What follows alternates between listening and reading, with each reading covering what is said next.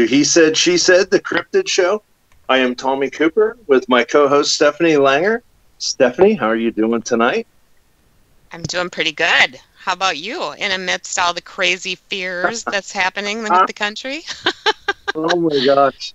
You can say that again. Yeah, everything's good. I'm out of milk, and if that's as bad as it gets, I guess I'll be all right. I'm going to go to my buddy's dairy farm tomorrow and get a gallon of milk out of his bulk tank and ride this thing out. It's going to be all right. Oh, it's just nuts, isn't it? I mean, who thought? I mean, we have a lot of empty shelves here in Minneapolis, can I just say? So Casey and I were out today to get a few things, and I thought, well, if anybody had any toilet paper, we would get some. But you know what? Everybody's totally out. I mean, the shelves, people are out of eye drops, and I mean, it's just nuts. It's just absolutely nuts. Panic. It is mass hysteria over nothing. It is a giant nothing. I agree. It's just stupid. We're going to be all right. Everything's going to be good, and we're going to be all right. Yes. And in the meantime, while everyone's fussing and fretting, we have a fantastic show tonight. We do. Would you like to introduce our guest to this evening's show, Stephanie? I would. So tonight we have a gentleman on who's Bilco Productions. He and his wife Amy are fantastic filmmakers, and I met the two of them a few years ago, actually, in Kentucky. So please welcome Bill Lancaster to the He Said, She Said show. Hi, Bill. Hey, folks. Thank you for having me. I really appreciate it, Stephanie. It's always good to see you and talk to you. I appreciate it. Oh, yeah, it's fun to see you, too. So you have, so Bilco Productions has had a couple of documentaries about Bigfoot. The first one was Cultured Bigfoot, which is a really fun documentary. It's like, what was the line that Amy came up with again? My wife Amy is the writer, co-everything, and her famous line from that was, "We're not seeking the elusive Sasquatch, but the much easier to find Squatcher." So yeah. It was a film about the people that do it. Yeah. So people like Tommy and me, for example. Right. Yeah, because you were actually in the first one there. I know. And that was really neat because we were trying to have a broad spectrum of the Bigfoot community, and from folks that were in it, Cliff and Bobo and Dr. Meldrum and Lyle Blackburn and Seth, and we had found out about the female Sasquatch hunters, and so we had reached out to you all and wanted to have you included in there to just show what a wide demographic of folks are actually interested in this research side of it in the field. Yeah, and that was so fun, and we were so honored to be a part of that, honestly. I mean, we were honored to have you all in it. Well, when we watched it, when it came out, we watched it and we saw all of these people that have been doing this, I mean, Lauren Coleman, for goodness sake, has been doing this for 30 years. And then there was us, and we really are infants still. After all these years, we're still infants in this whole thing. You know what I mean? So how fun is that? But then you followed that up with Paranormal Bigfoot, which was really fun because, as you know, I'm a paranormal investigator, and I've always said there's a lot of paranormal aspects about Bigfoot. And so now, coming up here, that you're releasing in just a short time is Native Bigfoot, which is all about the natives, the First Nations belief in Bigfoot, correct? Right, yeah, and it was one of those things that, literally the idea came from when the day we released Cultured Bigfoot a couple years ago on Amazon. Amy sat down and wrote out 10 pages of outline and narration for the second film, and she already said, we need to do a third film and finish this up with a native perspective. And so what we did was, because we had found out that there's a lot of excuse the wording, but there's a lot of bastardization of native stories related to Bigfoot. And so basically you'll have people say, well, the natives believe this, or the natives said that. And so we wanted to actually get a hold of Native American and First Nation people. And so we set out, obviously we had reached out and pre-planned, but in end of June, 1st of July last year, we did 15 days, 7,500 miles, 22 states, and 2 countries. Basically, we went into Ontario, Canada, for the Koshishing tribal band up there to interview. And so we were trying to get a north, south, east, west perspective, so we did a whole cross country, kind of an elliptical orbit around the country and in Canada, and had a Apache, Cherokee, Koshishing, and Yakima, and those are the perspectives that you'll see in this one. And we wanted to make sure it wasn't from someone quoting the natives or the First Nation say this, but it was actually coming from Native and First Nation people, and that was very important for us, because if you know from our first 2 films, we're not the stars of it. We don't appear in it. Amy narrates it and everything, and I'm behind the scenes in camera all the time, and we let the folks like yourself and these folks be the stars of it and share their wisdom and their knowledge and research. And that's what we strived for in this one, was letting these folks tell what they were willing to share about the Native perspective on Bigfoot and Sasquatch. Phil, which tribe did you find had the closest relationship with the Sasquatch? Who had the best understanding, say, or the most intricate? Well, honestly, it would probably be a tie between the Yakima and the Koshishing, because they were very intertwined, and to the point that it was just a matter of fact, kind of another element of their culture and their society. And so it would be the Yakima, because they just talk about it like it's like me and you were taking math in school. They're taught these things and see these things, and they, a lot of folks within the Bigfoot community, especially the flesh and blood, would what we would say is just they're thinking out of the box, but they're not. The flesh and blood community doesn't think like they do, because to them, it's a part of their community. It's a part of their stories forever. And, when it comes down to paranormal and woo, they agree that, they can walk between the 2 worlds.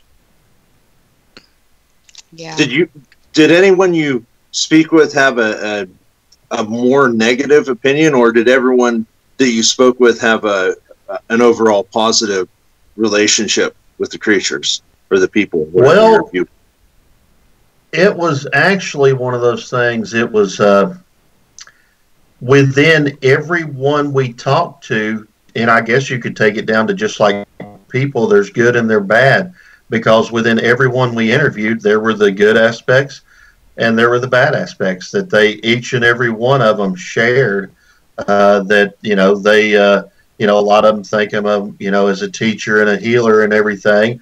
But then they also, talk about that, they were taught to, not wonder, because they might get snatched up and taken away by the Tatasia. And so it was one of those, it was very interesting. But when you kind of boil it down and you go, well, there's good and bad within human beings. So, why couldn't there be, within the, Sasquatch or Bigfoot community as far as these beings? So it was about half and half, honestly. Nice. So I remember when you and Amy started out on this journey, and you have this cute little camper that you pulled all across the U.S., and I was so jealous. And I know Amy said when you guys were in Minnesota, you have a beautiful state, but oh my God, the bugs. And isn't that the truth? Oh, Lord.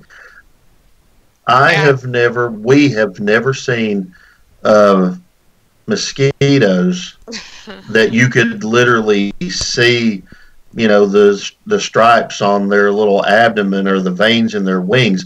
We don't have those here. These things were, they would fit, across your fingernail if it was to land.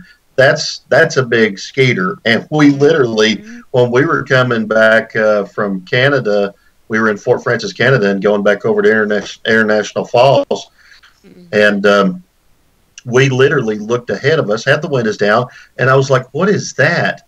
And we barely got the windows up in time, and there was a swarm of those things, just like covered the windshield. It was crazy, but yeah, that was we loved it. It was beautiful up there, but I'm going to tell you, you stepped outside, you better put bug spray on because you were getting bit. Yeah. Yeah, people don't understand. I don't know what it is about Minnesota, and see, that part of Ontario is close enough to Minnesota that it's so buggy up here in the summer. And I know people say, why aren't you out squatching more in the summer? Well, that's exactly why, Bill, because they're going to carry us away, Well, it's all that water. Yeah, it is. It is. And then, so then we get out there, like, by the end of August, they're better, and then we're out for the rest of the year. I mean, we do go out too in the summertime, but oofta, we're just one big bite, So you travel across the country. Which part of the country was your favorite? Our favorite is always when we get out west towards the Badlands, Idaho, Colorado, Rocky Mountains. It's just, we're used to the mountains and hills around here, which basically, our mountains are, 3,000, 4,500 feet and stuff. And then you get out there and you're at these, 7, 9,000, 10,000, 11,000 foot mountains and stuff. And to see the landscape of the country change, as soon as we were hitting the Badlands again out there, we had to stop and get some B-roll, and it's just so beautiful. I mean, it's definitely the western part of the country is our favorite. You could just sit there and stare at the window the whole time you're driving. It's just beautiful. It is, for sure. But it's pretty. Where you live down there is beautiful country too. Oh yeah. It's just a different kind of beautiful. It's a stark.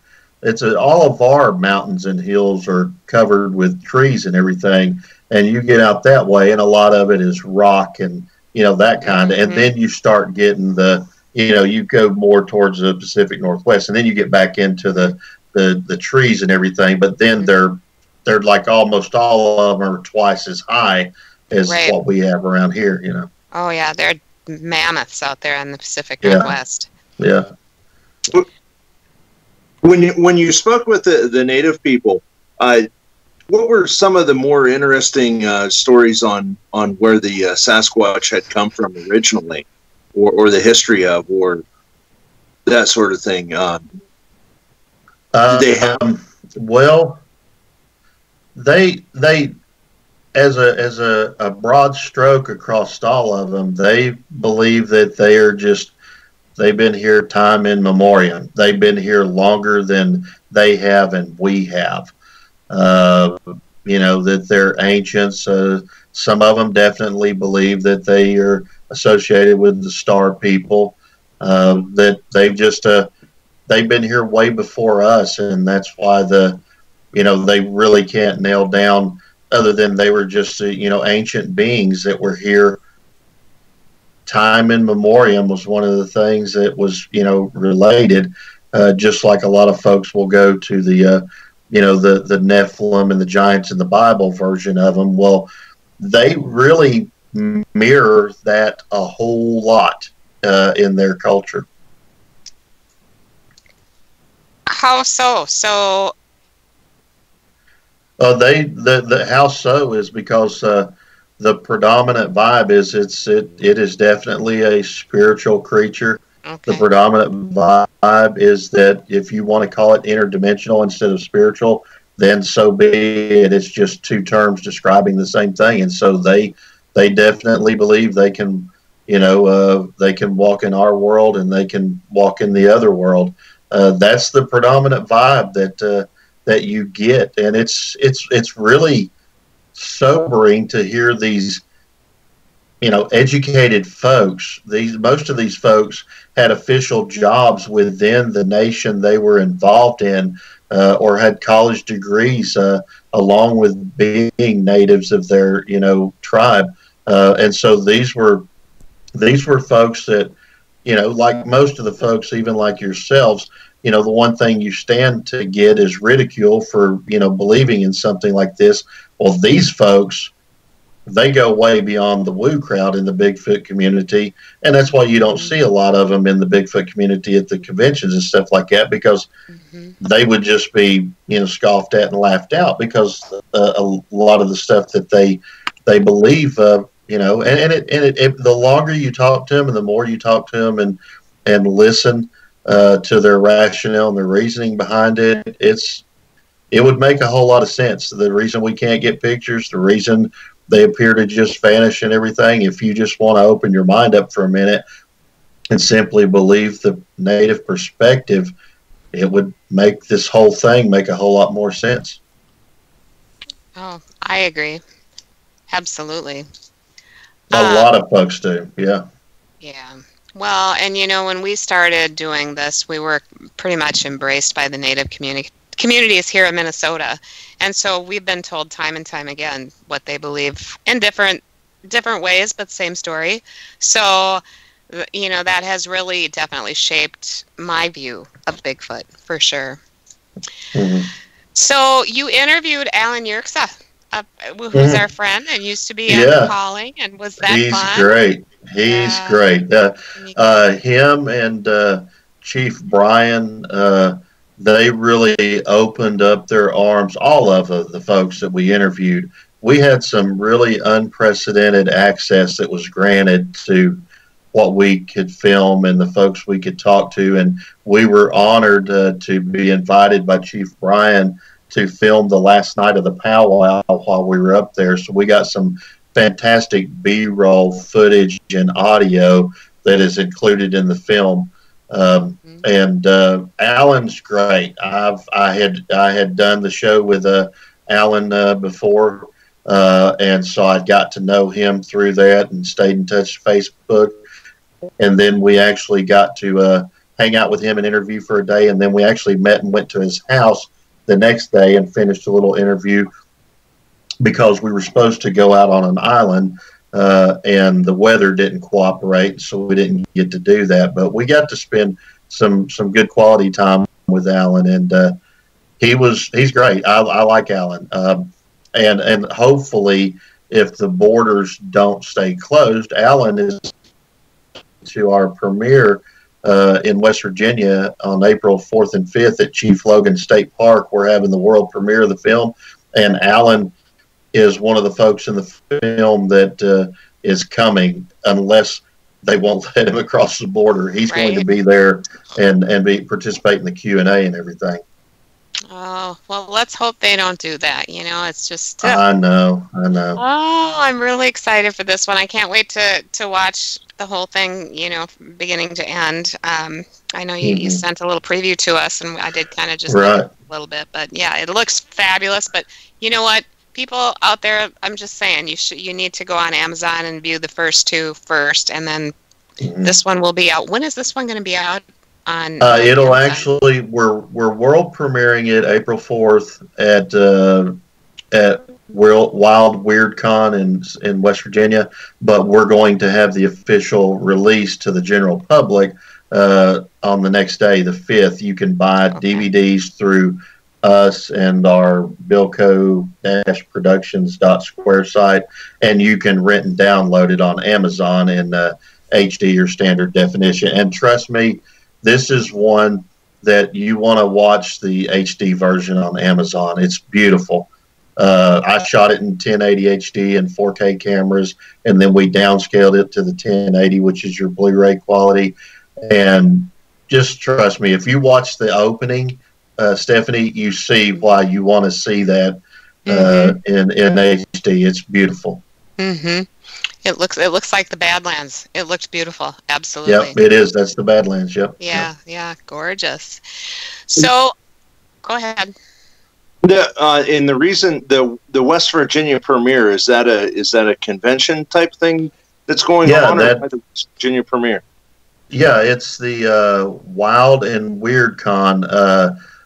Joe Purdue and Ron Lanham from Wild and Weird West Virginia They are putting on their first annual Wild and Weird Con. So it's not only about Bigfoot, but it's about UFOs and other stuff.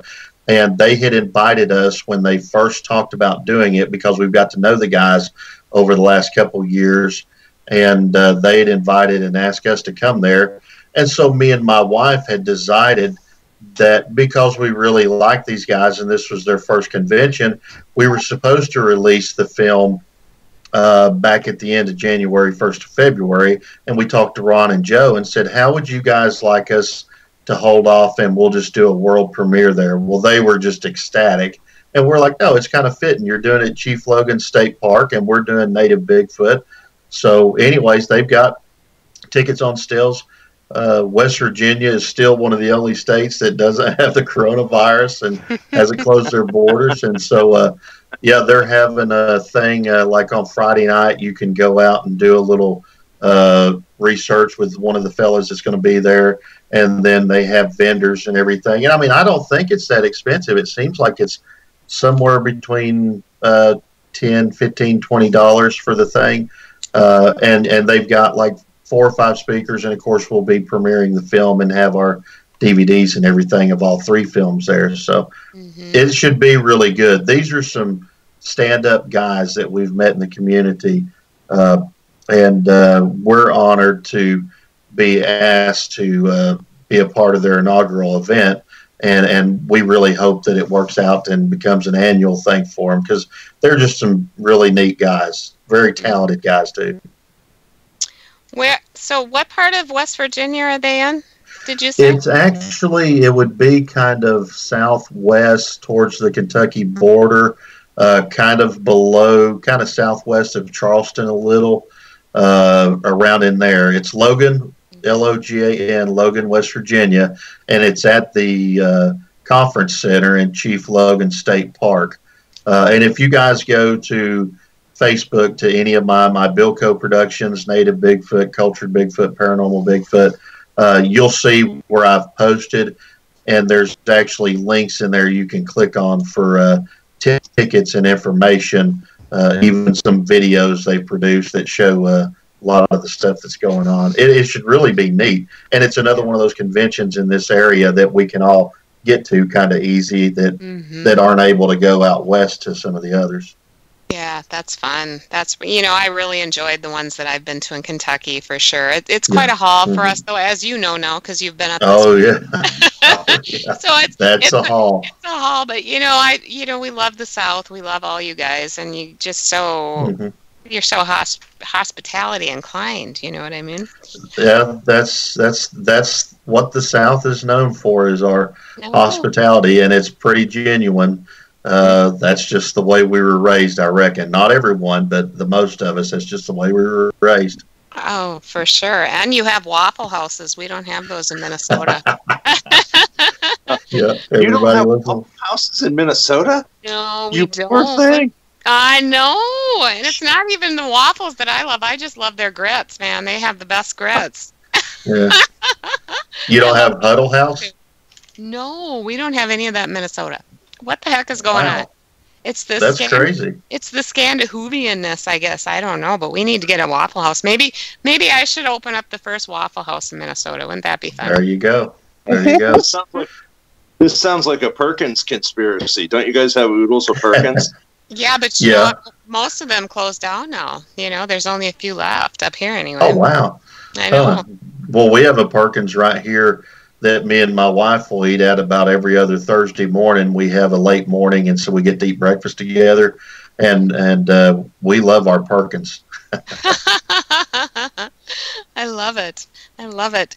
So, out of the three films that you have, Bill, which is this your favorite out of all 3? That's kind of hard to say, because there was such aspects of each of the movies that I've really enjoyed. I guess and I mean, for goodness sakes, the second one we got to sit down and interview Bob Gimlin and hang out with him for over 2 hours. We never thought that would happen. But then the first one, we're sitting down with Dr. Jeff Meldrum and Cliff and Bobo and people that anyone would recognize, even outside of the community, would recognize Cliff and Bobo.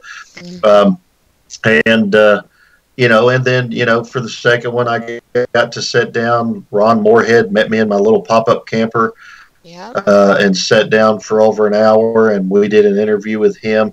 But then this one here, it would probably be my favorite. I mean, the journey of making it between me and my wife and our dog Max was just absolutely fabulous. The Kodak Memories of Your Mind is better than anything I could have ever filmed. But it was more of a personal thing of wanting to continue to unbiasedly. We showed the Bigfoot community in the first one and let you decide what you think.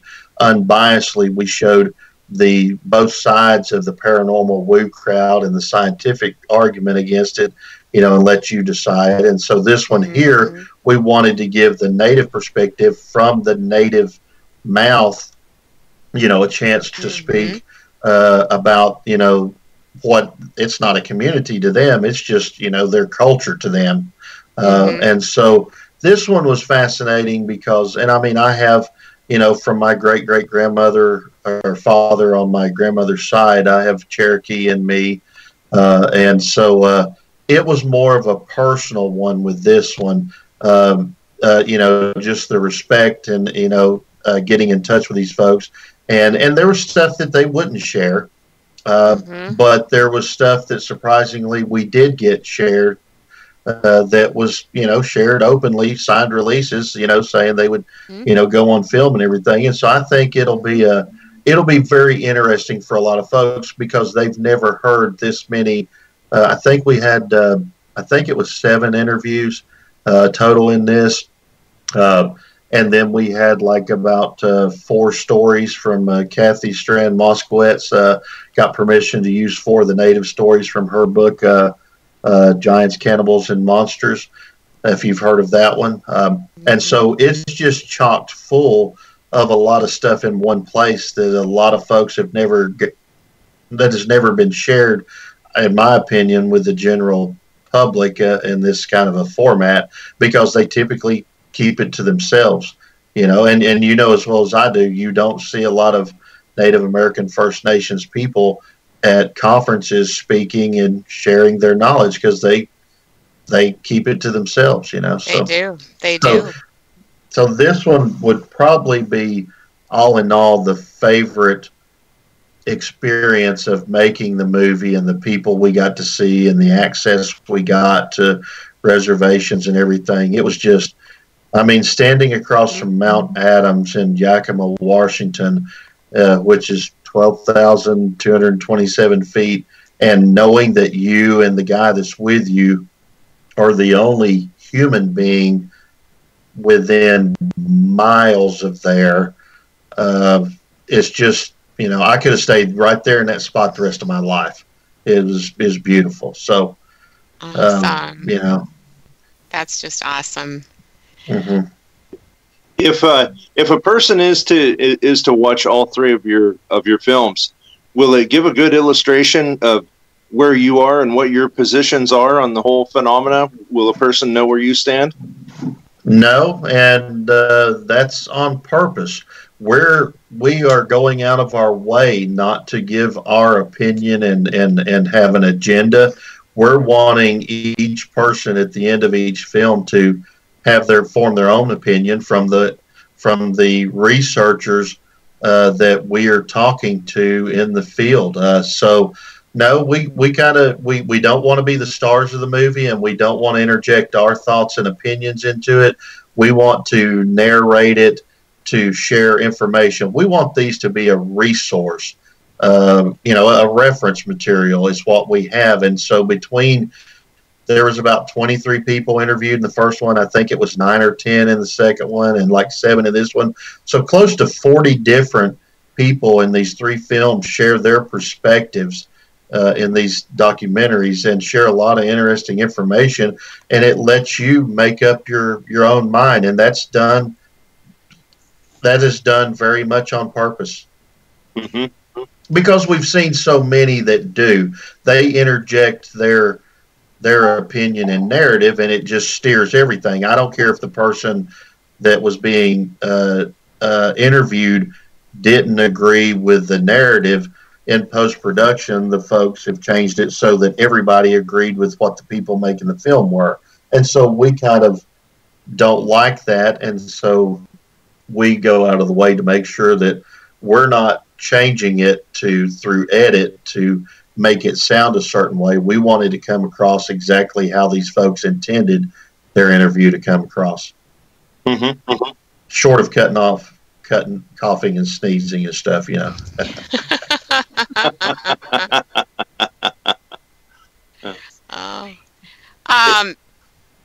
Go ahead, Tommy.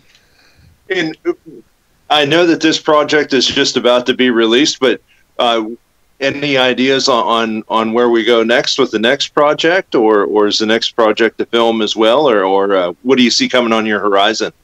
Well, immediately on the horizon, after every film, we end up, you know, we've done these events and they've asked us to show the film and then done short Q&As afterwards. And everyone is always interested in, well, you know, Dr. Meldrum or Cliff was in here, you know, for, you know, like 4 or 5 minutes. Very interesting. But how long did you talk to him? Well, that was 45 minutes or that was an hour. Well, folks have asked, is there any plan to release special editions or something like that with the whole interviews? Because obviously our first film was like an hour and a half. The second one was an hour and 20 minutes. And this third one is an hour and 8 minutes. And we did that on purpose because when you're doing a documentary, there's only so much of an attention span that people will, you know, you can hold. So what we're doing is, because there's always been a request for, hey, I'd love to see all of Ron Moorhead's interview. Well, I'd love to get it out there. We don't think it would work just doing DVDs of the stuff right now, but it certainly would work in the streaming community. And since we've already started building a library on Amazon, what we're doing, and we've already created a Facebook page for it, is Bigfoot Archives by Bilco Productions, but you can find Bigfoot Archives.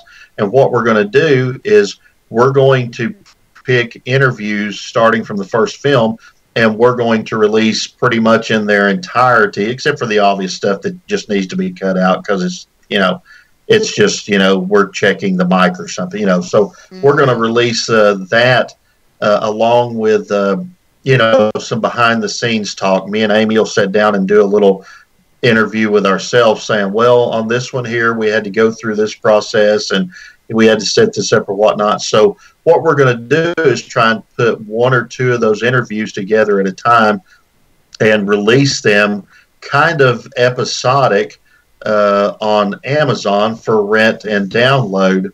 And if we have enough folks that are like I am and want a hard copy DVD and we get enough interest, then we'll consider getting a few DVDs made up of it and make them available through our Square site so that folks can, you know, we'll do like maybe after we get, you know, 10 episodes of it out, we'll do like a DVD of 5 of them and a DVD of, you know, the next 5 or whatnot. So that's the immediate plan right now, is because it's been requested almost every time.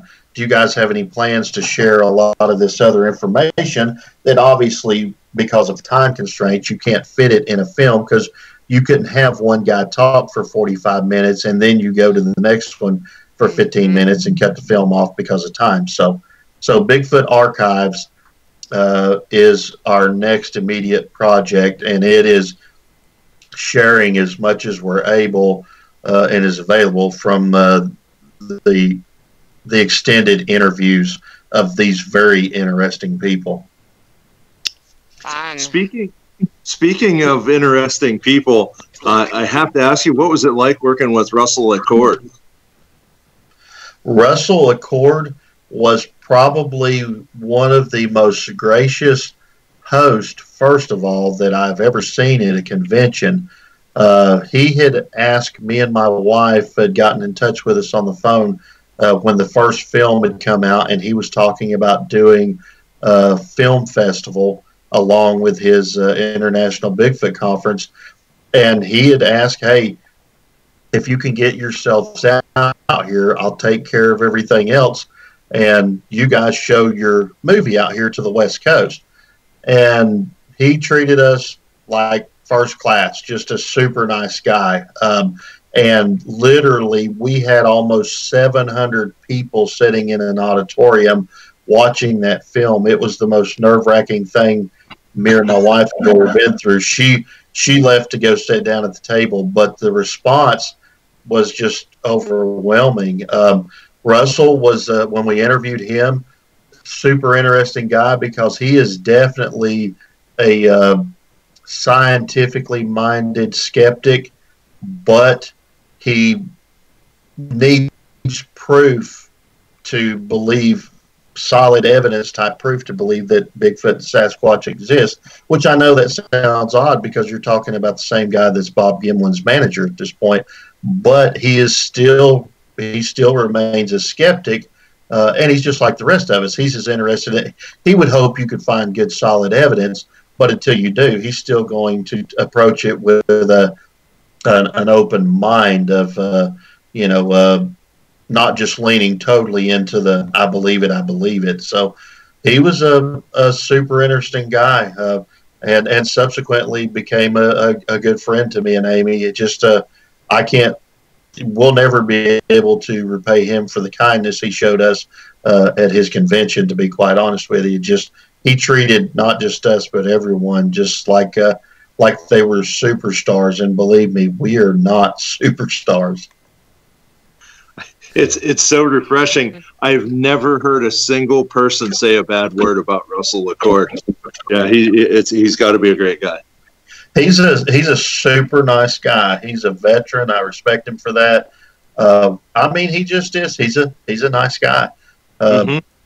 He was genuinely, he had nothing to gain. He wasn't trying to get anything from us or anything. So there was no reason for him. We were just mom and pop. Nobody knew about us. It was our first film. So there, it wasn't like we were promising him, gold or anything if he brought us out there. So it was just a genuine, nice gesture that he did, and really took care of us while we were out there. And like I said, we've remained friends with Russ, although we're on opposite coasts. We've remained friends with Russ until this day. So outstanding. Yeah, it is. So of all of the First Nations people that you've talked with in the new film, so I'm sure they all, and I just saw a little bit of it, but I'm sure you asked them for what they called Bigfoot. Which was your favorite name? I mean, this, like the, it's Sabi here in Minnesota. The Ojibwa calls him Sabwe, Gitchi Sabi. Yep. And I know they all have different ones. So which one's your favorite?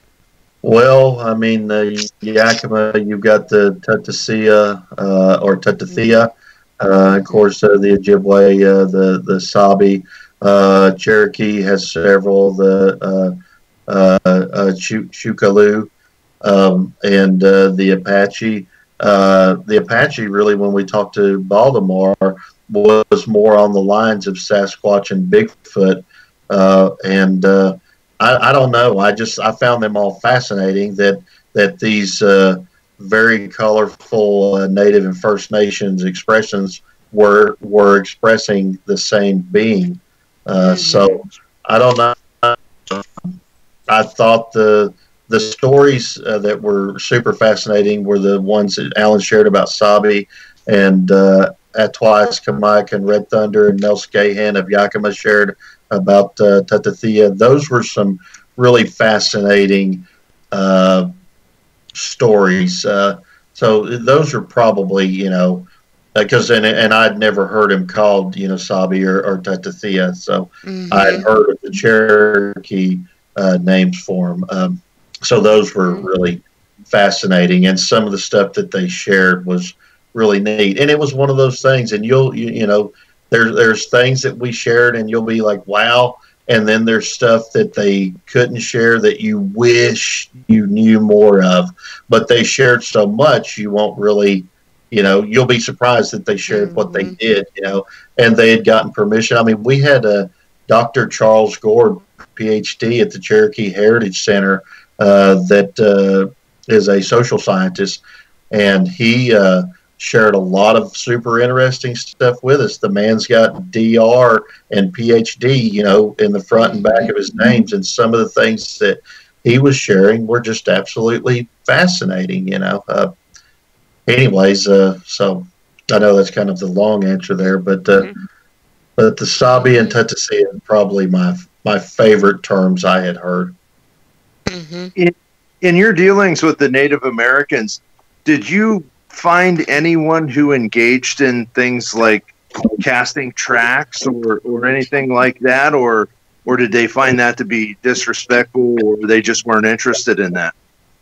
Well, surprisingly, most of them do not do that. They may take a photograph and observe it, but you're right. A lot of them find that it is disrespectful to take hair and to take, castings and whatnot. So most of them actually, they just enjoyed being in the moment, I guess is the best way, and knowing they had seen it, and they would take pictures, but a lot of them wouldn't have cast and hair and stuff. And as a matter of fact, the film ends with a super interesting story at the end of it, from Mel Scahan, and actually collecting some evidence and what came about from collecting that evidence. And it ends the film, and it's super, super interesting story. So it is right along that lines. Nice. Well, I've also heard the story of it's believed to be a very bad omen to take hair, for the fact that it belongs to the creature and it'll want it back, and bad things will happen to you until you return it. Exactly, and without giving away too much, that's exactly what Mel's story is about. Is some evidence that he had no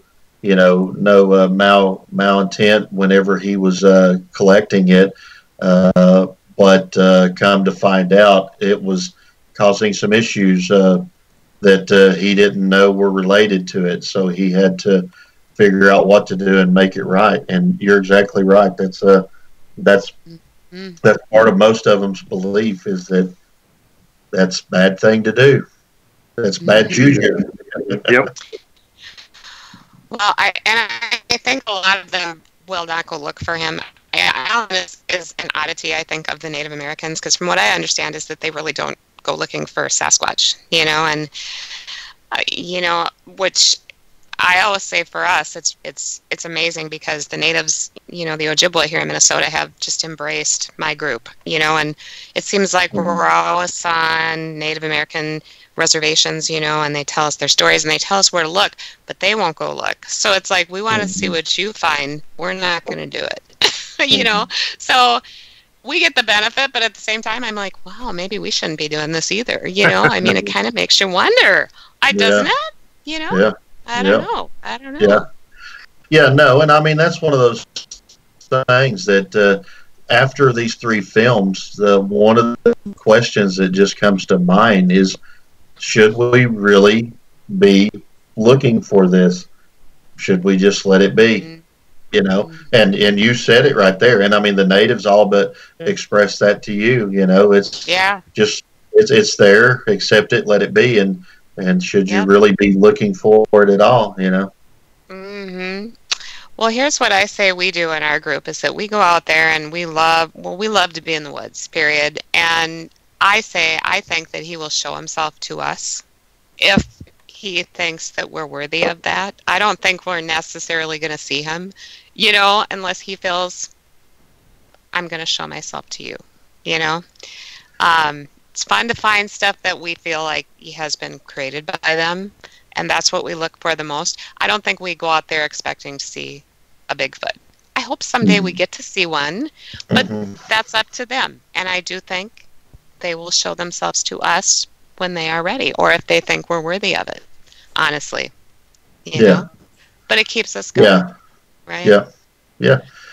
Well, it's the folks like you, and I mean, Dr. Meldrum has even said, and I mean, Cliff and Boba have even said, it's the folks like yourselves that are more than likely to find the definitive proof and evidence, because these doctors and scientists are not getting research and funding to be able to do serious research into this. And so it's going to be folks, it's going to be the weekend warriors that end up, finding it. Then we'll find out whether the government will actually let you release it or not.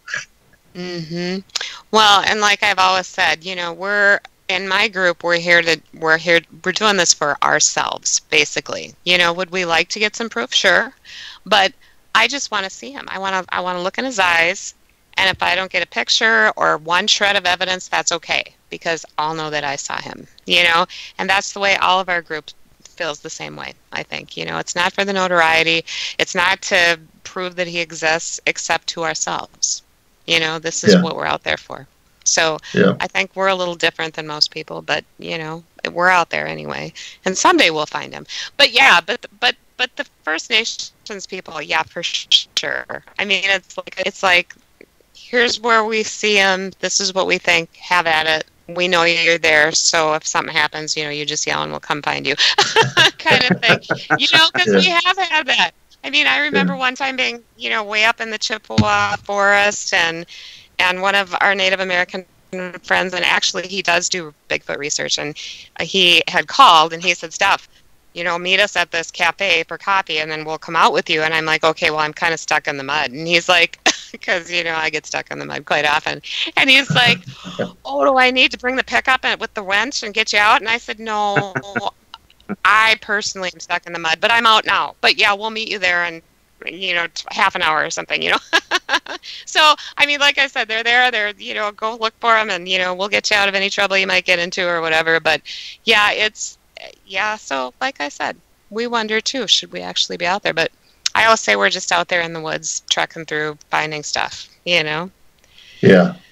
So, in your experience, was there ever reference made to the concept of counting coup as far as the interaction between the Sasquatch with the humans? Is that a concept that was ever broached when speaking with folks? I'm counting coup. What'd you say? Counting coup is the concept of like the young braves, one to sneak up on another and touch them. It's called counting coup. It's kind of like I got you. That's why I didn't recognize that, because out of all the folks, that never came up at all. I've actually never heard of that. Never heard of that myself. Interesting. Cool. Yeah. No, I never heard of that, and none of them ever said anything about that. That's very interesting. I wish I'd have known to ask that question directly, but but they didn't. They shared a lot of stuff, so I would imagine that would be something that they would share. But then again, it could be something they wouldn't share, especially knowing they're signing a release and putting it on film, and there's going to be a lot of folks see it. Or maybe Jason and I just cooked up our own theory. We conjecturized something that doesn't exist too. One never knows. Yeah, I don't know. Yeah, I don't know. Like I said, and that was one of the big reasons that we did go to actual Native and First Nations people, is because we wanted it to come straight from them and not a person saying, well, the native said this and the natives believe that. And we actually make a point. Paul Buckner is a Cherokee citizen and author, and he is actually now the interim director at the Cherokee Heritage Center, and he's a author. And he kind of points out some of that in the film of adding Cherokee or adding Native to anything Sasquatch or Bigfoot has been overused a lot to try and, well, you know what you're talking about because you said a Native said this kind of thing. And so yeah, that was actually kind of addressed in the film. Excellent. Mm-hmm. You're going to be in West Virginia this year. Any other travel plans on your itinerary that you know of for sure yet? I do know that July 25th, Saturday, Gatlinburg, Tennessee, we'll be at the Smoky Mountain Bigfoot Conference. We will be set up there. That's already a plan. And we assume, because I've already talked to the guy at Creature Weekend in Salt Fork State Park, we've shown the film, the first two films, the last 2 years up there and done Q&As. And I've already he talked to me about a month ago, and he's already making plans to have us back in October to our third Creature Weekend and show Native Bigfoot and do a Q&A. This year, we're really scaling it back. The first year with the film, we did like 15 total events. Second year, we did like 9 events. And this year, we've got 3, possibly 4 events going on. And there's already a talk of possibly one at a museum that we may be doing. So we may have about 4 events, but for sure, we've got Wild Weird West Virginia's Wild Weird Con at Chief Logan State Park, April 4th and 5th, and then July 25th, Smoky Mountain Bigfoot Conference, which Russ Accord and Bob Gimlin and I think Ken Gerhard, Lyle Blackburn, Jeff Meldrum, I think all of them are going to be there at that one. So, and that's kind of in our backyard there. We're just about an hour and 15, 20 minutes from there. Well, you should come to Minnesota since one of your, or at least Fort Francis. I would drive up there. That would be fun, you know? Yeah. I know it's a long haul for you guys, though. Yeah. If we get the right kind of an invitation or something, we may consider it. But we literally are trying to scale it back this year and kind of set back and take a breather, because folks don't realize the work and the time that goes into this, especially when you happen to be it's me and my wife, self-employed, doing our own things, and this is something we do on the side. And so it literally takes us a year to film and edit and put it all together and everything. And so when you throw in these conventions and stuff on top of it, it just gets really hard to do. So we've had to scale it back a little bit this year because it was crazy the last 2 years. Mm-hmm. Well, conventions are fun, but like you said, it takes a lot of time, a lot of effort, and a lot of travel. It's a ton of fun. Yeah, it's really fun when you're there, but it just oofta. You know, it's just so much. That's why we've kind of skipped. We don't go out of Minnesota usually anymore. You know, we do a lot of stuff here in Minnesota, but because it's easy. You know, it's right here. Yeah. Well, and that's and here the 2 main ones that we're involved in right now are West Virginia and Tennessee, and so we border, practically, both of those right there, and makes it one's an hour and a half trip and one's a 3-hour trip for us. Yeah, So and that's anyway, easy. Yeah, that's easy. Yeah, those are real easy. Mm-hmm. Much better than the 14-hour haul to Kentucky for me. But we had so much fun, and I gotta say, you had that premiere for Cultured Bigfoot, and that was so fun. I can't remember the name of the town that it was in now. Tell me, Bill. Frankfurt? No, when you had the premiere for Cultured Bigfoot, we came down. Oh, you're talking about in Norton, Virginia. Oh, yeah, Norton, Virginia, where they have the Bigfoot. They have the Sasquatch place. Yeah, they have the Wood Booger Grill. Yeah, it's called Wood Booger around here. Yeah. But then they also had the Wood Booger Sanctuary with the statue of Wood Booger. That I had up there at Flag Rock on High Knob. Yeah. It's cool. It's very cool. If anybody's down in that area, you definitely need to go to the Sasquatch, they call it the Wood Booger Sanctuary. Woo. The Wood Booger Grill. It was fun. We sat there and we had beers and little mason jars, and it was fun. I remember.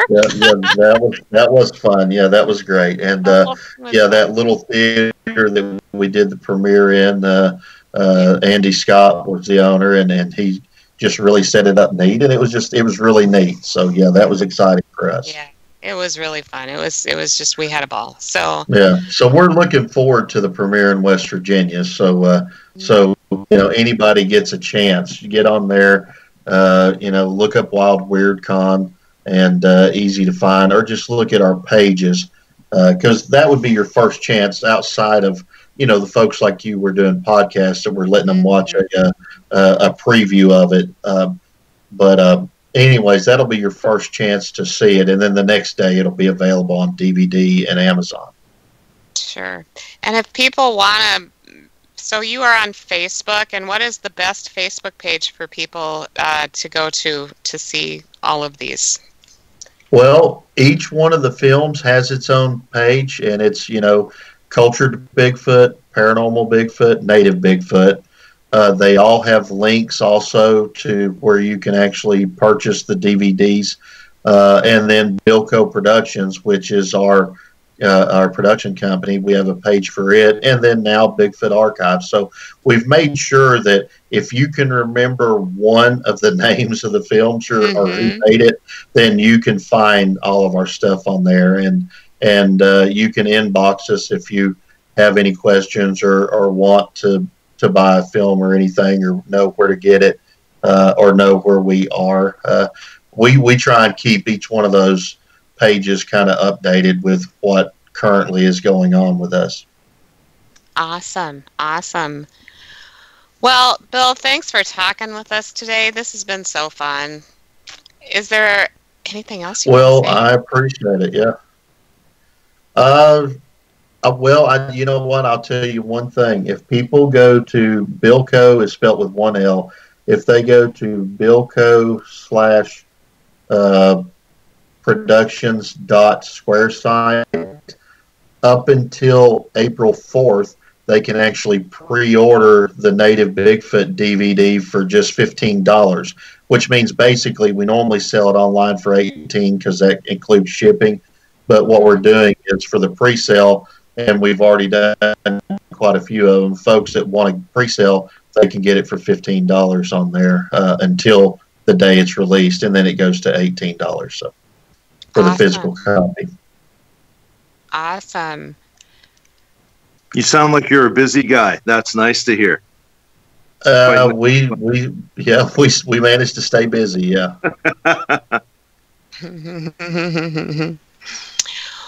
Well, Tommy, we have like a minute left virtually. I think the hour has snuck up on us again.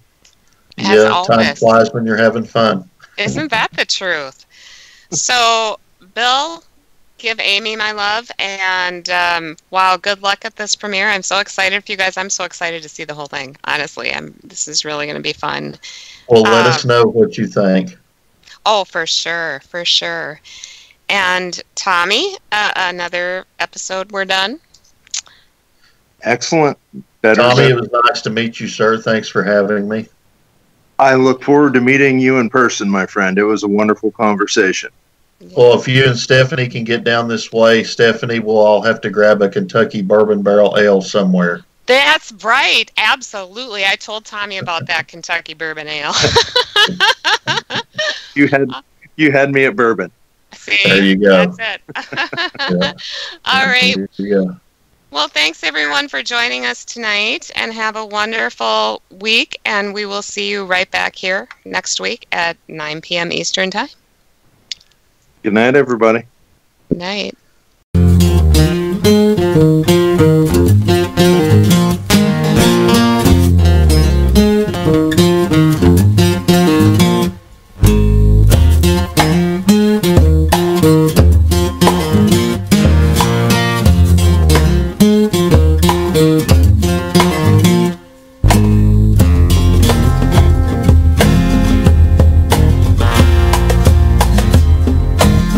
The views expressed and the opinions given by the individual host and their guests do not necessarily reflect those of ParaX, its affiliates, or its sponsors.